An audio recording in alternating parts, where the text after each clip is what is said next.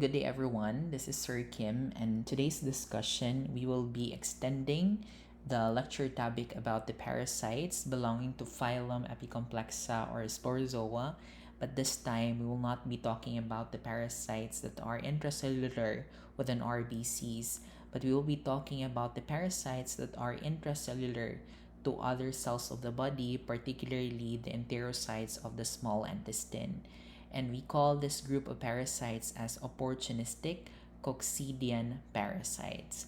So our lecture topic today will be guided by these following learning outcomes. Of course, as medical technologists, we have to describe the general characteristic of coccidia, demonstrate understanding of their biology, especially their life cycle, analyze comprehensively their pathogenesis. When we say pathogenesis, that's the ability of the parasite to cause disease. Ang unsay association na the clinical symptoms or clinical manifestation of the parasite, especially the ones that is experienced by the host. Aside from that, as laboratorians, we have to know what are the appropriate laboratory diagnostic techniques and treatment options for the parasitic disease. And finally, recognize epidemiological patterns and discuss its subsequent control and prevention. So let's rewind the clock a little bit so that we will have a strong foundation about the general characteristics of the parasites belonging to phylum Epicomplexa or Sporozoa by answering this first checkpoint. The question goes, which of the following statements does not describe phylum Epicomplexa? Is it letter A, parasites belonging to this phylum possess indefinite locomotory organ? Or letter B, Epicomplexian parasites alternate sexual and asexual phases in their life cycle? Or is it letter C, these parasites adhere to and invade cells where they grow intracellularly? Or letter D, these parasites undergo schizogonic cycle in the intermediate host? What will be our correct answer for this? Asa man na statement ang wala nag-refer sa phylum Epicomplexa? The correct answer is letter A. Why letter A? So sige, nganong gitawag man siyang Epicomplexa? It's because this refers to one of its structure or organ, that is the apical complex. Unsay gamit sa apical complex? This is an organ of attachment and invasion. Why? Because after all, Epicomplexan or sporozoan parasites are obligate intracellular parasites, meaning that they need to be inside the cell, right? So they can only be inside their host cell if they will have this organ of attachment, and after that one, subsequently, they can invade the host cell. And that is the use of the apical complex. My question is, kailangan pa ba nila og locomotory organ? Yes or no? Of course not, dili na. They're not like the amoeba na kailangan pa move through their pseudopodia in order to obtain food. They are not like the flagellates na kailangan pa sa ilang flagella. They are not like ciliates na kailangan pa silang cilia. They only need this apical complex to attach to and invade their host cells before they can become intracellular. Aside from that, in terms of their life cycle, they have this complex life cycle, meaning that they can alternate sexual and asexual stages within the hosts. No? So, pag yung asexual stage, this usually involves the intermediate host of the parasite. And the type of reproduction that occurs in the asexual stage is what we call as schizogony, because this involves the formation of schizons. And inside the schizons na yung mga merozoites. That's why we can also call this reproduction as merogony. It can also be termed as multiple fission because of the fact that multiple merozoites can form there without breaking apart from the schizon, no? So after some time nga managhan na ang merozoites, that's the only time na ma-break sila from the schizon. Manang multiple fission. Aside from asexual stage, na po tayo sexual stage. And this occurs in the definitive host of the parasite. And the type of reproduction there, kay gitawag natog sporogony, because this involves the formation of sporozoids. Mabito na gitawag siya og sporozoa class, it's because The oocyst that contains the sporozoites are said to be spore-forming. Ang spore there are the sporozoites. The sporogony can also be termed as syngamy. Ganong syngamy because this involves the union of gametes, the microgametes and the macrogametes. Mao po nang gitawag po siya aside from syngamy and sporogony as gametogony. Because again, this involves the formation of gametes. May characteristics sa ato ang apicomplexan parasite. And obviously in letter A, niingon diri nga nay locomotory organ, which makes the statement false. Okay, so what we have here are opportunistic coccidians, starting with Toxoplasma gondii, Cyclospora cayetanensis, Cryptosporidium parvum, Isospora belli, and Sarcocystis species. They are considered as opportunistic because although that they can infect both healthy and immunocompromised hosts, the one that manifests the usual clinical symptoms of these parasites are the immunocompromised hosts, meaning katong ay weakened immune system. Kinsa man na sila, kanang people living with HIV, those that have malignancies, mga bata or mga infant, mga fetus, mga newborns, elderly, pregnant women, sila na. Kaya katong mga immunocompetent healthy hosts, they have an intact immune system. Therefore, they are usually asymptomatic or they will not manifest symptoms. Kung naman gani symptom, mild lang or self-limiting. Now, why they are called coccidians? It came from the Latin word coccidium. The spelling is Coccidium, and it refers to berry or grain. This actually refers to the shape of our oocysts for the different coccidian parasites. So look at the shape of the oocyst, rounded siya and somewhat elongated, which resembles berry or grain. Mga gitawag sila coccidians. So let's look at the orders of apicomplexan parasite. Actually, class, kaning duha ani nga order kay na-discuss na ninyo with Miss Kate. Let's look into Emerida first. Ang kanang Emerida daw, these are intracellular parasites of the small intestine, enterocytes of the small intestine ang ilang gi-infect. And unlike the two other orders, dili sila mag-need og victor. Whereas for Hemosporida, kani siya intracellular ni sila within RBCs, mawitan ng hemo. And it utilizes victor in the form of mosquito. So this actually refers to the Plasmodium species. For Pyroplasmida, they also infect and are intracellular within RBCs, but the victor is a tick. So mo ni silang katong mga Babesia, Microti, and other Babesia species. So asa man nabilong ning lima kaning Toxoplasma gondii, Cryptosporidium parvum, Cyclospora cayetanensis, Isospora belli, and Sarcocystis species. Nabilong sila sa order Emerida. Now let's have an overview of these parasites. So mo ni sila ang usually associated. Sa T. gondii na duha ka association ani. Sa kaning tulo nga gi-group together na po sila duha ka association. Ang si Sarcocystis kay usa lang ang iyang association. Kindly guess daw sa T. gondii asa ang association na niya. It is associated with congenital infection and opportunistic infection, encephalitis. So later on, we will be expounding into this nga nung associated siya with congenital infection o encephalitis. How about for the three, kaning Cryptosporidium, Cyclospora o Isospora? Unsa man po ang duha ka association niya? It is associated with chronic diarrhea. Yes, kana silang tulo, makakause na sila chronic diarrhea. And they are also acid-fast positive. Kaning acid-fast, usa ni siya ka type of staining. No? Finally, ang Sarcocystis is associated with the development of cysts in muscles. Okay, let's check your understanding by answering this checkpoint number 2.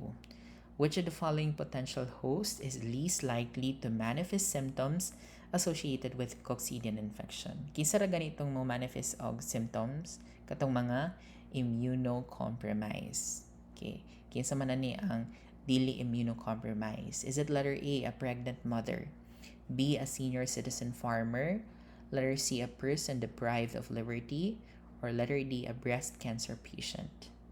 What will be our answer for this one? Obviously, the correct answer is a person deprived of liberty. By the way, unsay a person deprived of liberty?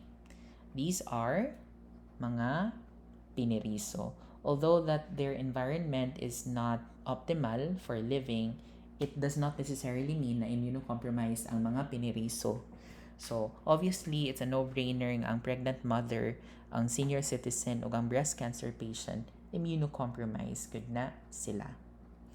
Let's start our discussion by introducing Toxoplasma gondii. Ang T. gondii class, just like your Plasmodium species, they are obligate intracellular parasite. My question to you is, can we find them extracellularly at one point of their life? Makita ba nato sila extracellular or outside of the cell? Yes or no? The correct answer is yes. Makita nato sila. In fact, these parasites are seen extracellularly in impression or touch smears. No? So, kanus aman, a good example of that is when we look back at the life cycle of Plasmodium falciparum. Kaya diba, sporozoa man sana siya. Ang schizons, once enough merozoites are developing inside the schizons, onso man ang RBC na infected, ma-rupture. So, mo nang naiparoxysms, no? Ang katong mga merozoites inside the schizon kay ma-release outside, and they will try to infect other RBCs.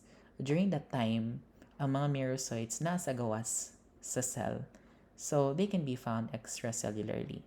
The same goes with Toxoplasma gondii. And this Toxoplasma gondii class is infecting a lot of hosts. In fact, 200 species of organisms, mga animals, are infected with Toxoplasma gondii, including mammals, mga birds, mga reptiles. Posible na silang infect ni Toxoplasma gondii. And based on the etymology of Toxoplasma gondii, ang word na toxon, it means arc or bow, and this refers to one of the trophozoite stage of the parasite. Ngano one? Because there are two trophozoite stages of the parasite, one of which is the tachyzoid. Yan, kaning tachyzoid kay mao ni sila. Crescent or curve shape ang iyahang tachyzoid. Now, how about for gondii? Ang gondii class, this came from the discovery of Charles Nicole and Louis Manzio from a North African rodent. Kitawag nato Ctenodactylus gondii. So, mo nang nabuo ang term na Toxoplasma gondii. Now, in terms of the animals that they affect, that already includes humans. And we humans, we serve as the intermediate host. Dili ta definitive host, ha? We are the intermediate host of the parasite. Whereas cats and other felines, they are the definitive host of the parasite. That's why, class, the infection with Toxoplasma gondii is very common. Kaya diba domesticated man ang mga cats. And just by being exposed to cat litters and to cats themselves, we have the high chance of being infected with Toxoplasma gondii. In fact, according to panickers, 1/3 of the world's population, meaning 1/3 of 8 billion, is potentially infected with Toxoplasma gondii. It just so happened na fortunate nga ang iyang infection is opportunistic. So, clinical manifestations are rare, and usually symptoms only develop sa mga immunocompromised o katong pregnant women na mo lead to congenital infection. Nga naman, because this parasite has the capacity to breach and to go to the baby because it already breached the placental barrier. And dito, makakos na siya og mga manifestations sa bata. Manang congenital or mother to child ang posibleng transmission aning Toxoplasma gondii. Now, in terms of its morphology, na ay 3 forms of the parasite. 2 are asexual stages and 1 sexual stage. Kung yung asexual stage class, this occurs in the intermediate host. So, sa humans, makita ni natong tachyzoid and tissues. Ang sexual stage, may occur ni siya sa definitive host. So, kani makita ni siya sa cats being the definitive host of the parasite. Pero take note, guys, nga all three morphologic forms, tachyzoid, tissue cyst, and oocyst, makita sa cats. Makita sa iyang definitive host. Mao na unique sa iyang life cycle. It's because cats, being the definitive host of the parasite, can support the asexual life cycle of T. gondii. So, ayun na ninyo kalimtiha. Sa cats, makita ang tachyzoid, tissue cyst, and oocyst. Pero sa humans, as the intermediate host of the parasite, dili makita ang oocyst. Kani sila here, mo na silang mga tachyzoids. As you can see na ay mga intracellular within the cell ug naputay mga extracellular. So this is one form of the trophozoite of T. gondii. Whereas here, mo na siyang tissue cyst. And inside the tissue cyst class, kay mao po ni sila ang other na trophozoite. And we call them as bradykinoids. No? Lastly, kani siya diri mo na siya ang sexual form ang oocyst. And inside the oocyst, kaning lingin diri, gitawag na natong sporocyst, which each of these sporocysts contains 4 elongated sporozoids. So in total, na ay 8 ka sporozoids ang usa ka oocyst. So this tachyzoid being asexual stage, ang type of reproduction na mo occur sa iya kay asexual pod. Ang type of reproduction gitawag nato og internal budding or endodiogeny. Si tissue cyst, ang mga bradyzoids there is also capable of asexual reproduction.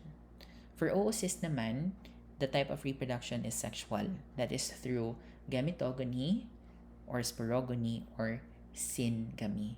And this involves the formation of microgametes and macrogametes that leads to the formation of sporozoites within oocyst. So, mo na sila.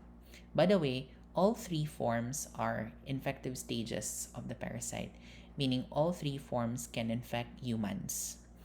And tachyzoid and tissue cysts are the but the diagnostic stages of the parasite. Kaya makita man nato sila sa tao. Diba? Ang tao is the intermediate host. Unsay makita sa tao, ang asexual forms. So it's the tachyzoid and the tissue cyst. I hope that it's clear. Okay, let's discuss in detail tachyzoids. So tachyzoid, again, one of the trophozoid, can be found in humans as intermediate hosts and cats because cats, again, can support the three forms. It is considered as the actively multiplying trophozoid. Tungod kay active man siya mo multiply, ang infection is rapid ang onset. So pasabot ana, pag rapid ang onset, acute ang iyahang infection. This tachyzoid can infect all mammalian cells basta nucleated. So kinsa man tong dili niya infect katong anucleate cells? Unsa may anucleate cells or walay cell sa lawas sa tao? Mga RBCs. Ang tungod ma-infect niya ang all mammalian cells, this is also the reason nga no ang iyang infection is disseminated. When we say disseminated, it can infect different organs of the body, no? They can be intracellular again, but they can be seen extracellularly in impression smears during the time that they will invade other healthy cells. So this is how your tachyzoids look like. Curved gid sila no, or na siya pagka-crescent ang shape. And this is the illustration of a tachyzoid. At its anterior end, medyo pointed siya. Anana na to makita ang apical complex. Ang siyang posterior end, ana na to makita ang pagka-blunt. Blunt ang iyang posterior end. It has a dimension of 6 by 2 micrometers. It contains dense granules o nasay rounded nucleus.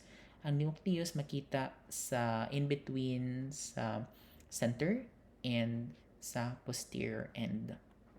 Napo siya groove diri nga gitawag natog cytostome.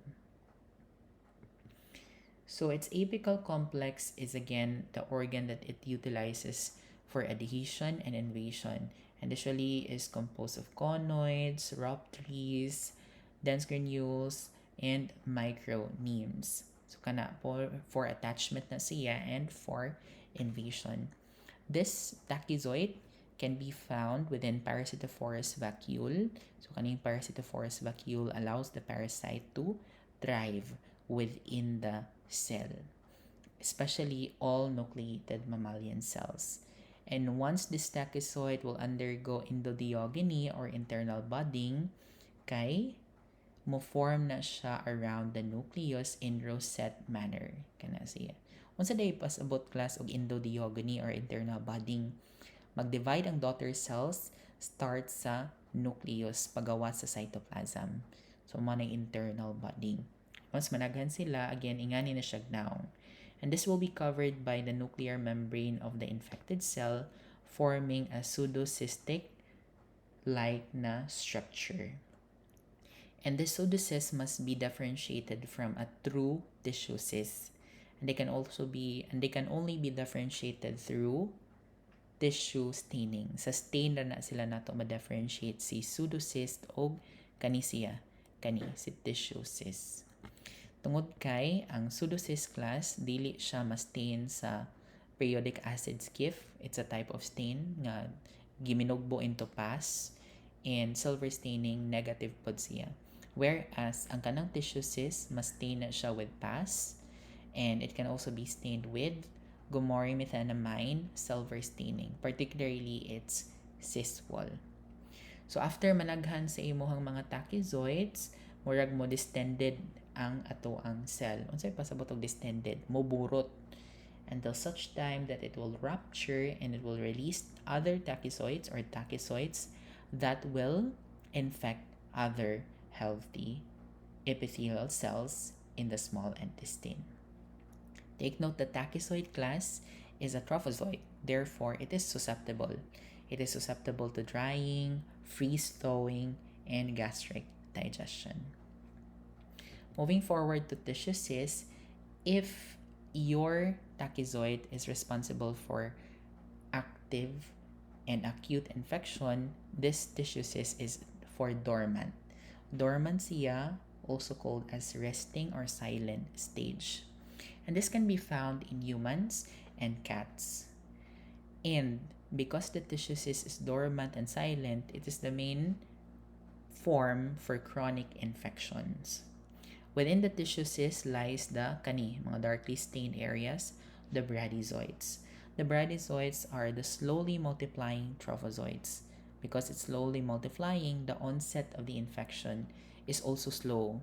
So mo nang chronic ang iyahang infection. What's unique about bradyzoids class is that it is stained well with periodic acid skiff sa pus. It's strongly pus positive because of the presence of amylopectin granules. So under pus staining class, the bradyzoids appear magenta or pink. The tissue cyst, once it's young, 2 to 5 micrometers na sila, medyo gamay, but in older tissue cysts, mas dako-dako na sila, greater than 100 micrometers. And the cyst wall of your tissue cyst is eosinophilic and weakly pus positive. Yung kag eosinophilic, usually red or pink ang iyahang color, kani iyang cyst wall diri, kani ga-surround sa iyahang bradyzoids. The tissue cyst can be disseminated through hematogenous spread. Unsay hematogenous spread? Na-carry siya sa blood circulation padulong sa various organs, especially ang most common sites are muscle and sa ato ang brain. Mona nga makakos og toxoplasma encephalitis ang tigon di ay tungod kay mo spread siya didto sa brain. It can also be differentiated into, or it can also be disseminated by lymphatics sa lymph. Sa brain, spherical ang mga tissue cysts, whereas sa muscles, they appear more like oval structures. Nga namang mo transform ang tachyzoids to bradyzoids.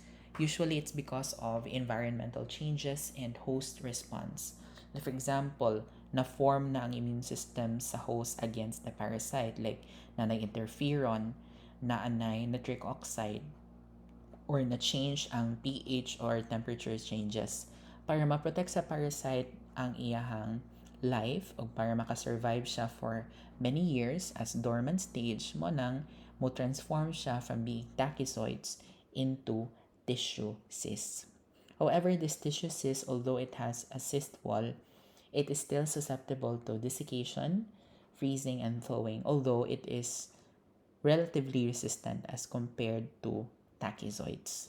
So, mas kaya niya mo live kaysa sa mga tachyzoids na wala gyoy defenses.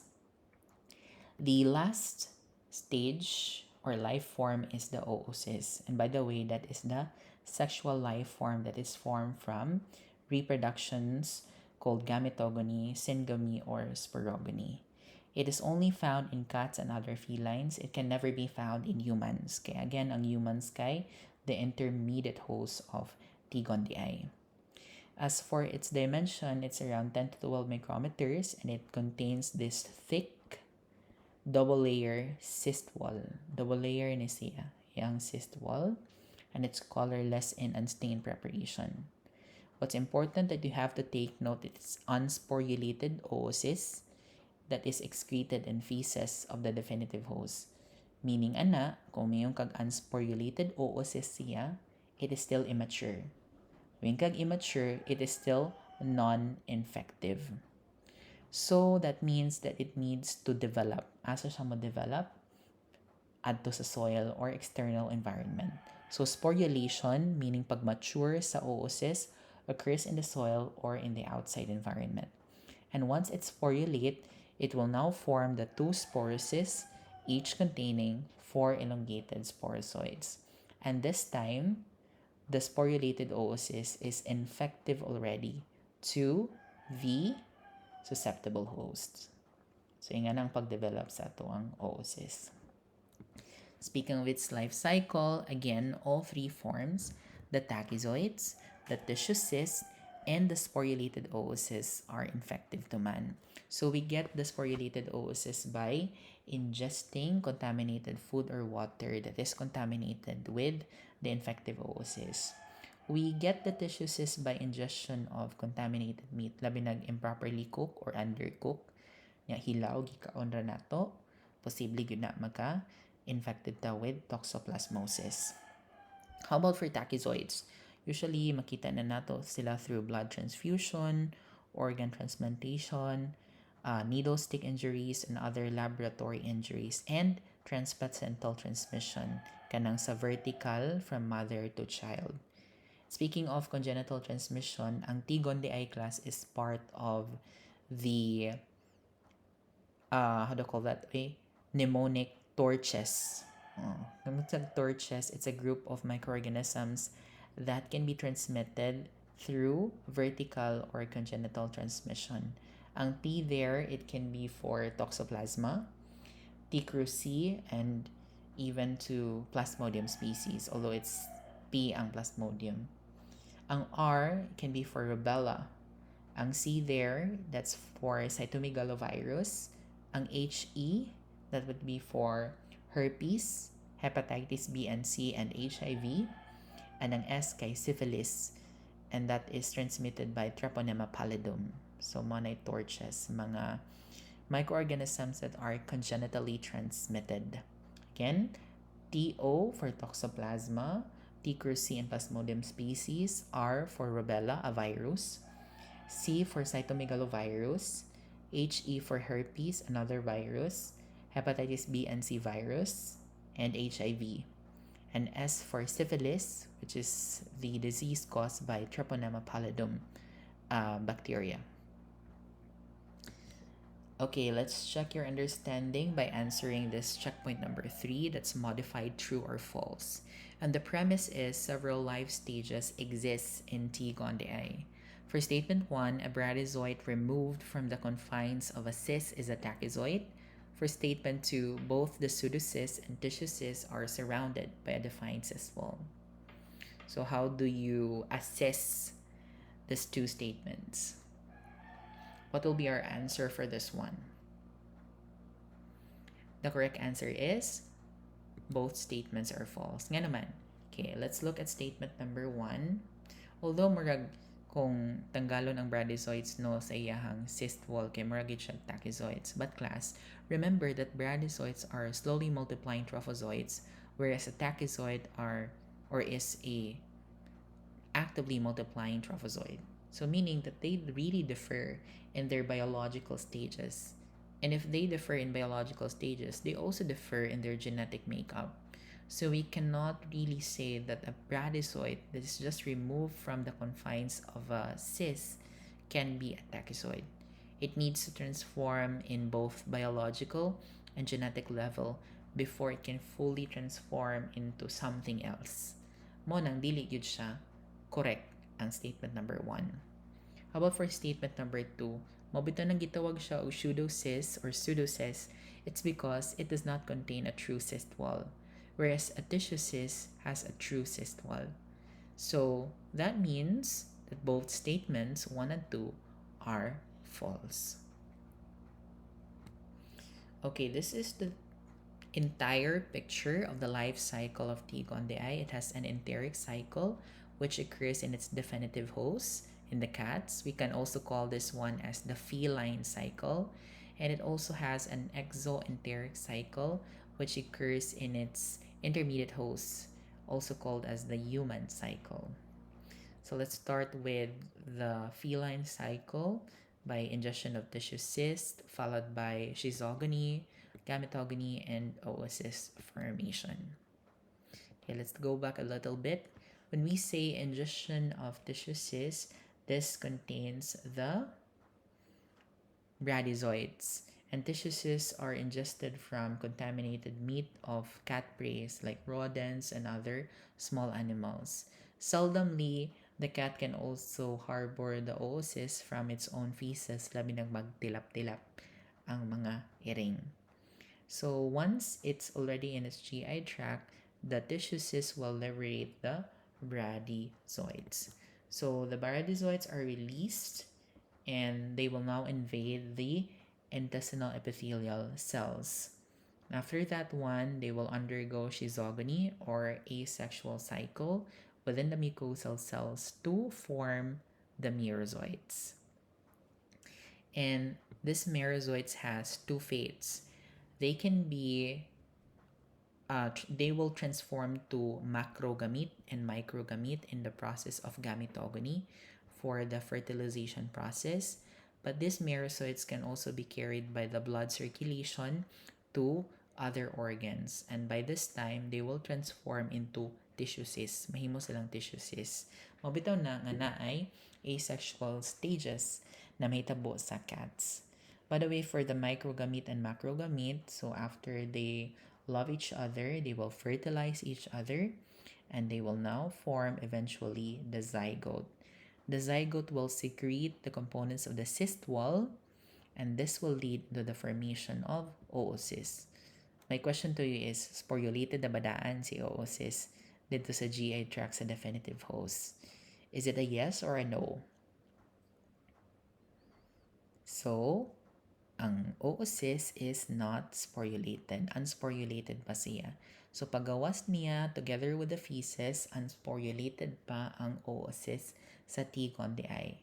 So, since it's immature and non-infective, it needs to develop in the soil. And it usually takes about 2 to 3 days to become fully mature. So, yung sporulation will take about 2 to 3 days. And after that, it will now turn into sporulated oocysts that will have 2 sporocysts, which contains, each of them contains 4 sporozoites. Now let's look into the asexual or exoenteric life cycle, also called as human cycle. It is initiated by the ingestion of the 3 forms, followed by the transformation of the tachyzoids, then transformation into tissue cysts. Okay, so again, all the 3 forms of the parasite is infective to man. After the tissue cysts, the sporulated oocysts and the tachyzoids infect man, ang kaning tissue cysts and oocysts kay mo undergo siya og excistation in the small intestine. Nganong excistation man? Tungod kay naa pa man siya inside sa cyst wall sa iyang sporulated oocysts and tissue cysts. So si oocysts mo release ni sporozoites, whereas ang tissue cyst mo release ni bradyzoids. So the bradyzoids and the sporozoites will transform into tachyzoids. O kaning mga tachyzoids will invade the intestinal epithelial cells. Within the intestinal epithelial cells, they will undergo multiple cycles of endotheogeny or internal budding. After that one, mabuak ang cell, then ang mga tachyzoids will infect adjacent na mga cells.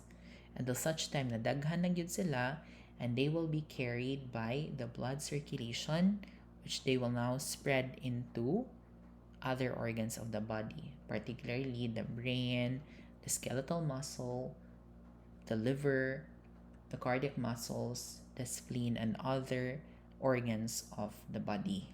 So dito, muna na makakause na sila clinical manifestations, especially sa immunocompromised individual.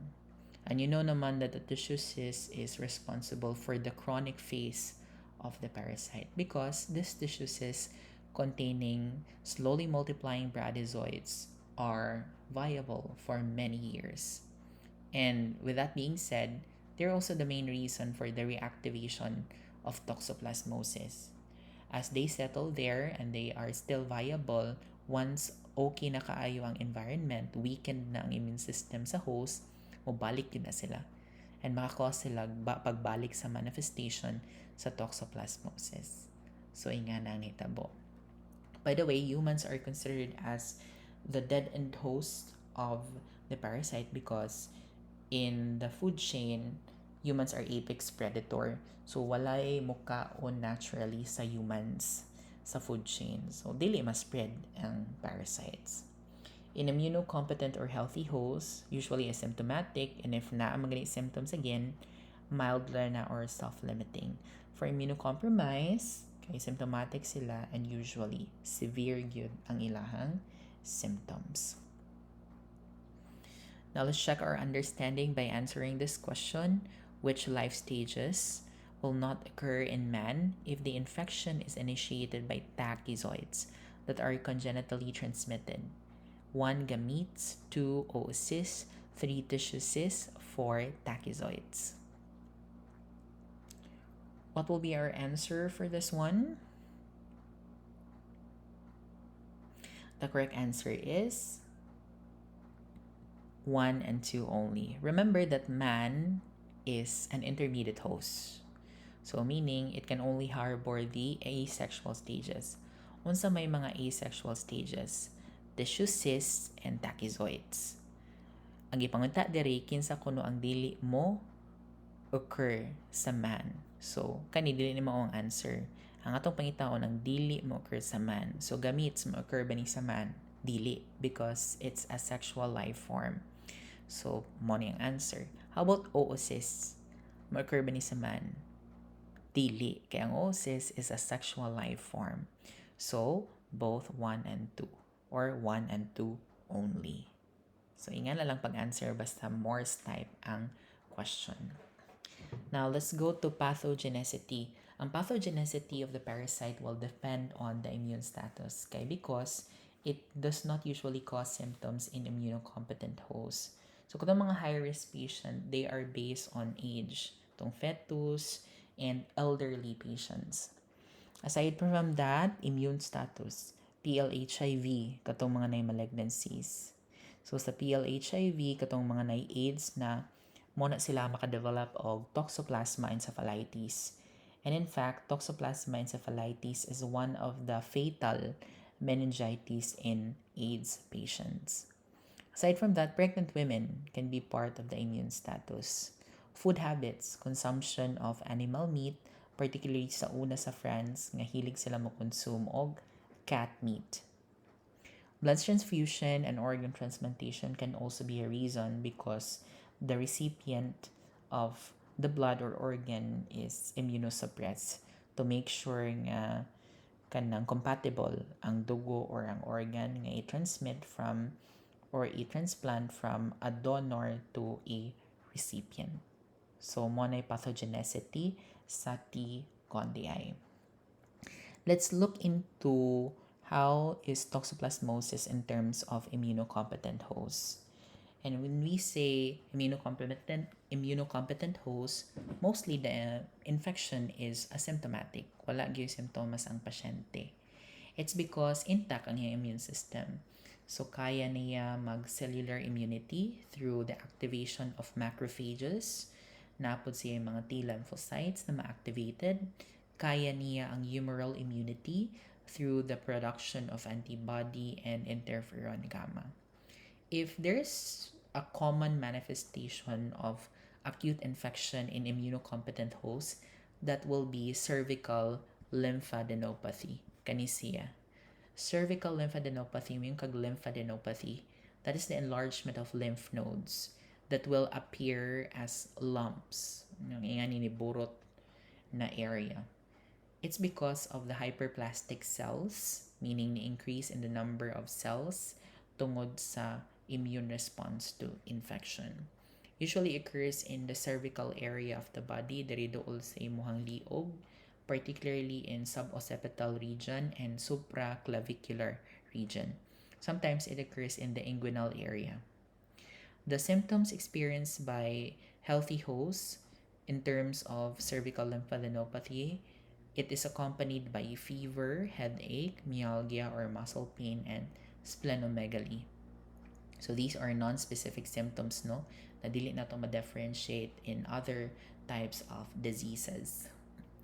Very seldomly, ang mga healthy hosts will experience typhus-like exanthema. When we say exanthema, that means widespread rashes may occur in healthy hosts. So, ingana. But how about for immunocompromised hosts? So, for immunocompromised hosts, since this is an opportunistic coccidian, the disease is mostly serious and often fatal. It's associated with HIV/AIDS, and the most common organ involved is the brain. In fact, Toxoplasma encephalitis is considered as the most common clinical manifestation in immunocompromised individuals. And the main reason why grabe ang guba, it's because na-reactivate ang latent infection sa toxoplasmosis. The organs are usually, or the parts of the brain that are usually affected includes the brain stem, basal ganglia, pituitary gland, and corticomedullary junction. So daghang yung parts sa brain ang iyang i-destroy. Kana sila diri. Muna ni sila ang mga areas to which infected by Toxoplasma gondii. And the symptoms experienced by the patient may include altered mental state, seizures, cerebellar signs, meningismus, and neuropsychiatric conditions. Aside from the brain, it can also affect the lungs, causing Toxoplasma pneumonia that resembles pneumocystis pneumonia, the pancreas, gastrointestinal tract, eyes, heart, and liver. Congenital toxoplasmosis, on the other hand, depends on gestation, meaning sa pagbuntis. Ano man, in the first trimester of gestation, the risk of or the chance of transmission kanang matransfer ang toxoplasma gikan sa mother to child is low. Why? Because the immune system of the mother is intact. Kaya niya i-fight off ang toxoplasma. Pero, if makalusot ang toxoplasma and it can infect the baby, the developing fetus, the severity of the fetal damage is high because that developing baby has no capacity to fight off toxoplasma. Now, how about the third trimester? Sa third trimester, grabe na ka, immunocompromised ang mother. So, the chance of transmission is high during the third trimester.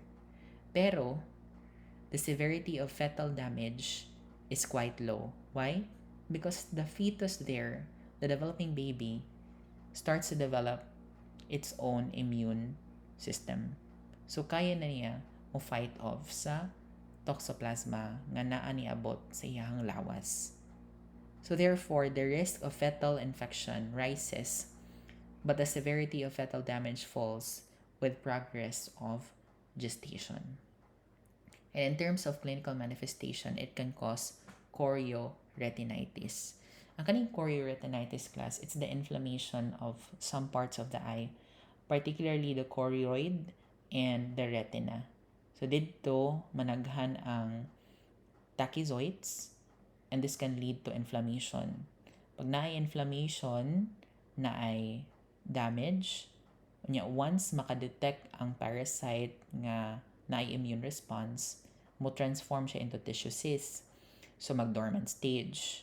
After quite some time, i-destroy na po niya ang mata sa bata. So nagsigig ka-destroy, it can lead to blindness. Aside from that, let's say for example, after immune response, na naman ay scar, no? Kaya na may some parts of the cell nga gi-destroy during immune response. Nag-heal na. Tungod sa scar, na weaken ang structure sa eyes, and this can lead to strabismus. Yung strabismus, na libat ang bata. Tungod kay wala na properly o develop ang iyahang mga eyes. Aside from chorioretinitis, napoy stillbirth. So, unsa man gyud nahitabo sa transplacental transmission aning tigon di ay na-breach sa tachyzoids ang placental barrier and na-infiltrate niya ang fetal bloodstream. Disseminate siya dito sa mga developing organs of the baby. After ana, gigukod siya sa immune system sa mother, nag-immune response dito. Pero, ang consequence sad pod, nanay tissue damage. And if ever dili yun kaya sa bata mo nang mag-stillbirth.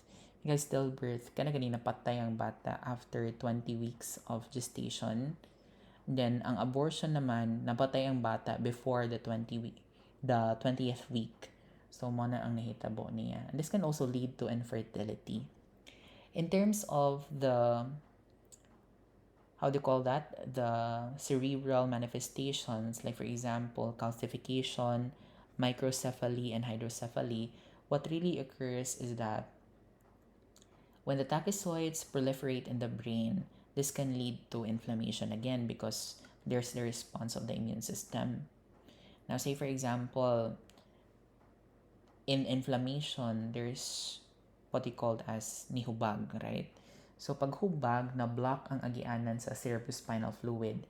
So, nag-accumulate ang cerebrospinal fluid here sa ulo, dito sa brain. So, nidako ang ulo sa bata mo nang magka-hydrocephalus or hydrocephaly. How about for microcephaly? So, na-destroy ang mga brain tissues and it might be nga na-destroy ang pag-develop sa cerebral cortex. Pag disrupt ang development sa cerebral cortex class, this can lead to the reduce in the brain volume. And if reduce ang brain volume, it can lead to microcephaly. Aside from that, after inflammation, mag-heal man ano. Inig-heal ana ang katong mga patay na tachyzoids, this can be deposited with calcium salts. And this can lead to calcification. Mo nang natay intracerebral calcifications. So, mo na yung nahitabo niya sa congenital toxoplasmosis. Now, how do we diagnose T-gondii in the laboratory? So, there are several specimens tungod kay disseminated mo po ng infection. So, we can collect peripheral blood, body fluids like the pericardial or peritoneal peritoneal fluid, lymph node aspirate, bone marrow aspirate, cerebrospinal fluid, and bronchoalveolar lavage. And we can perform microscopy to demonstrate the presence of tachyzoids and tissue cysts out from these specimens. So from microscopy, pwede ta mag-staining. Pwede ta mag-stain o GEMSA, periodic acid SCIF or PAS, silver stain, and immunoperoxidase stain. Sa GEMSA, it can be utilized to stain the tachyzoids and the bradyzoids. So the nucleus of these trophozoites appear as red because it takes up the leucine Y stain. The cytoplasm of the tachyzoid and bradyzoids naman appear as blue because it takes up the methylene blue component of GEMSA. In periodic acid SCIF, it was outlined in your references that bradyzoids are strongly PAS positive. Ngano ganing strongly PAS positive sila? Because they contain amylopectin granules, which are actually sugars na ginastain sa periodic acid SCIF. For tissue cysts, it is weakly PAS positive. How do they appear? Kani sila, kani dire. They appear as magenta or pink-colored structures. So, mo na ilahang picture sa PAS. For silver staining, it is important in demonstrating tissue cyst because the cyst wall in silver staining appears as black. So the complete name of silver staining utilized for T. gondii is what we called as Gomori methenamine silver stain. For immunoperoxidase naman, as the name suggests, immuno, ang ginastain na to dere are the antibodies against the T. gondii antigens. And the antibodies are stained as brown or reddish in color. Aside from microscopy class, we can also perform fluorescent conjugated antibody. Kaning indirect fluorescent antibody and direct fluorescent antibody. Yung fluorescent, that's with the use of a fluorescent substance, which we call as a fluorophore or fluorochrome. This actually detects the tachyzoids and the tissue cyst. And if we can demonstrate tissue cyst only, we cannot differentiate if the parasite is, or if the infection is in its active or past stage. Kung cyst lang. Kung na tachyzoids, that would indicate that the infection is recent. If we can demonstrate tissue cysts in newborns, that would highly likely indicate congenital toxoplasmosis. So, inga na ang resulta sa IFA or indirect fluorescent antibody testing. We can also perform serial diagnosis. May serial diagnosis that is with the use of antigens and antibody. Just a little bit of background about antigen or antibody class. May ganit kag antigen, that is the component of the foreign substance that is present in our body. So therefore, the component of the parasite. May ganit kag antibody, this is a component of the immune system that is produced against the presence of the antigen. So mo na nasa lawas sa tao ng antibody. Serodiagnosis is important because it is considered as the mainstay for the diagnosis of the parasite, Toxoplasma gondii. May mainstay, anha nagdepende ang other types of tests. And again, there are two broad types that we perform. That's antibody detection and antigen detection. In antibody detection, we can perform several tests. For IgG, because there are different kinds of antibody, isa na ang IgG we can perform Sabin-Feldman test, ELISA or enzyme link immunosorbent assay, indirect fluorescent antibody test, and latex agglutination test. For IgM naman, we can perform several. That would be through the double sandwich ELISA. We can perform indirect fluorescent antibody testing also in IgM ISAGA or IgM immunosorbent agglutination assay. The rule here is that when there's an IgM only, kung IgM lang ang ma-detect, that means that the infection is still in its recent stage or in its early or primary infection. Nga naman, kay tungod ang IgM is a type of antibody that increases first, especially in primary infection. Whereas if IgG ra ang ma-detect, that means the infection is in its past or distant stage. Dugay na. Nga naman pod, because IgG persists for life, dugay ginamawala ang IgG. That even if you are already cured with T. gondii, nagihapon na si IgG. So, mo na siya. By the way, class, what's important to note about IgG is that this is a type of antibody that crosses the placenta. So that means that this is not useful in diagnosing congenital infections because kanang IgG na possible na ma-detect nato is just the IgG of the mother that crosses the placenta. Dili gyud na ang mga IgG na na-form sa bata or sa lawas sa baby tungod sa congenital infection. So date na mag-rely sa IgG in diagnosing congenital toxoplasmosis. Yan ang importante. So let's talk about Sabin-Feldman test. Again, this is for detecting IgG antibodies. Sabin-Feldman test is considered as the gold standard serologic test for toxoplasmosis. It's actually the first serologic test. And the principle of Sabin-Feldman, guys, put this to your notes. It's inhibition of staining by antibody through complement-mediated lysis. So I'll give you a little background about complement. Kasi complement, this is a humoral component of the immune system class nga ma-activate sa antibody. Once ma-activate siya sa antibody, this can lead to the lysis of cells. So, ang atong reagent diri sa atong Sabin-Fields-Manditis or component na to, natay live tachyzoids, natay accessory factor that contains the complement, o ang atong sample ani niya is the patient serum that may contain the antibodies. Kaya di ba atong gipangitaan ni sa Sabin-Fieldman is the IgG antibody.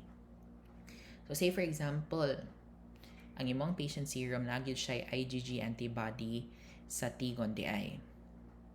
Kaning IgG antibody sila na ang mo initiate sa activation sa complement. So na-activate ang complement in a class. Pag-activate sa complement, ilyse niya ang live tachyzoids. After manggod aning incubation, ato ni siyang i-stain with alkaline methylene blue. Basta gani malyse na ang tachyzoid, it will not be stained by alkaline methylene blue. So therefore, ang positive result aning Sabin-Fieldman test is when the tachyzoids are lysed and they are not stained by alkaline methylene blue. Nganong positive result man siya, sir? It's because tungod kay there's the presence of IgG antibody against T-gon di ay mo tong na-activate ang complement. Ug maupod nga ang complement gilyse niya ang live tachyzoids. Ug tungod kay lyse na ang tachyzoids, dili na siya ma-stain sa methylene blue. The negative result is that when the trophozoites are swollen and are stained with methylene blue. So, inga na ang pag-interpret sa Sabin-Fieldman dye test. Now, since it can only detect IgG antibody, dili yun ta kaingon nga if present siya sa Sabin-Fieldman dye test, acute or past na ang infection. So, what we need is a couple of other tests. We can perform IgG avidity test. May avidity, that's the strength of the interaction between an antibody and antigen. Pag low avidity gani, it will signal recent infection. Pag strong or high avidity, it can signal past infection. And aside from avidity testing, we can also perform class differential absorption test. Sa differential absorption test, ang ginagamit na to ani is 6-mercaptopurine. Ang kaning 6-mercaptopurine class only absorbs IgM. So pag na-absorb niya, nanay IgM. And diba sa atong rule kay pag yung IgM, that means recent ang infection. Aside from IgM and IgG antibodies, we can also detect for IgA. So para sa maning IgA? IgA, it favors acute infection. So pag naa daw ko ng IgA, mas monindot ang pag-diagnose sa acute infection. Mas mo strengthen. It can also establish congenital infection in newborns. So, muna sila tanan ang mga antibody detection methods. How about for antigen detection? Katong naa na part sa parasite. Antigen detection is useful in indicating recent infection, especially sa mga immunocompromised individuals. Nga naman, tungod kay immunocompromised sila, they are not capable of producing a lot of immune system components, especially antibodies. So, asa raman ta makarely sa presence of antigen. And aside from that, if walay antigen, dili ma-stimulate ang pag-produce sa antibody.